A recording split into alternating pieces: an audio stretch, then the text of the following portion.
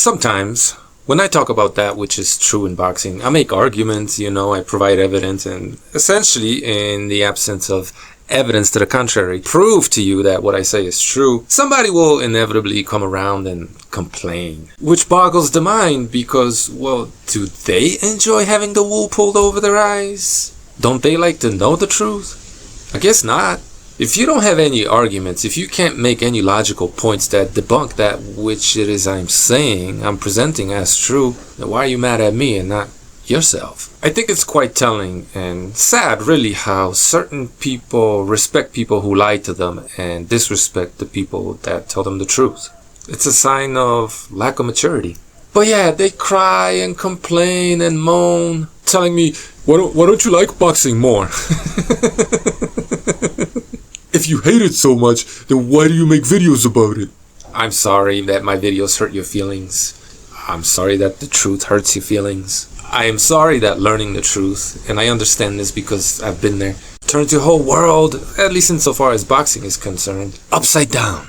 The revelations are too difficult to stomach. I get it, man. I get it. But you know what? Grow up and take responsibility for your own feelings. Stop projecting onto me how you feel. Okay, I enjoy pulling back the curtain, and there's plenty of real boxing still around for me to enjoy that as well, right? So stop whining and be an adult. In every single one of my videos, I select the box that states, quote, "This video is not made for children," unquote. And this video is no different. I'm just curious what your thoughts are. Initially, when we heard that it was going to be the Mike Tyson fight, a lot of people thought it was going to be an exhibition. The boxing community was quite upset to learn that it was going to be sanctioned as a professional bout. Right. What is your thoughts on that?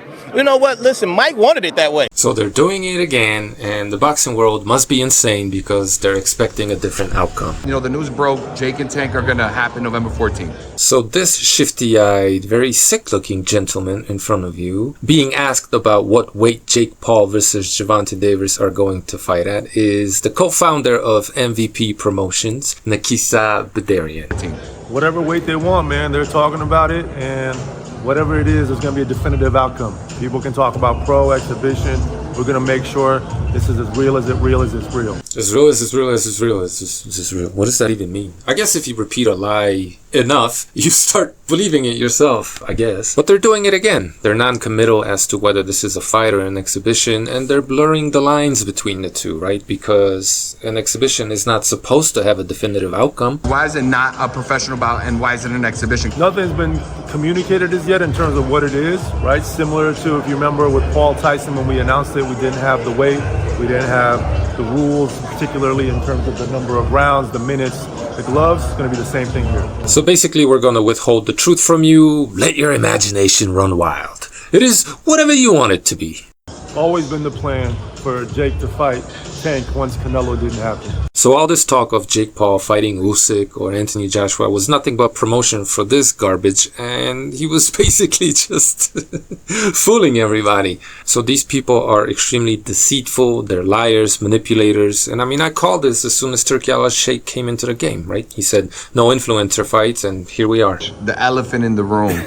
Elephant in the... What? So this gentleman in front of you with his nervous, embarrassed laughter and no doubt shifty eyes hidden behind those shades is none other than Larry Wade, a former US track and field star who got suspended, thrown out of the sport essentially for using PEDs supplied to him by none other than Victor Conte in the famous BALCO scandal. Now he is the man responsible for Jake Paul's incredible weight gain. So much as we hear about Victor Conte in a certain context, very few people talk about Memo Heredia, and nobody talks about Coach Larry Wade here or Remy Korchemny, all former BALCO associates. So much as Dana White virtue signaled about Victor Conte's involvement in boxing, here he is working indirectly with all four of these BALCO dudes. And all of these men are now bringing to you as real is real is real is real. Let's throw Ari Emanuel in there. A very upstanding and moral bunch of gentlemen, no doubt. Tank has kind of mentioned something about the fight, got back to Jake, and it was like, I'll do it. And that turned into, months later, a fight that we're all about to watch. A fight. He called it not a fight, not an exhibition. He called it a fight. But as of right now, it's an exhibition fight. Could it be a pro fight? Do you have any insight there? I have no insight. I just know that Could it? in sports, not just boxing, but a lot of Olympic sports, Still bitter about being banned from the Olympics?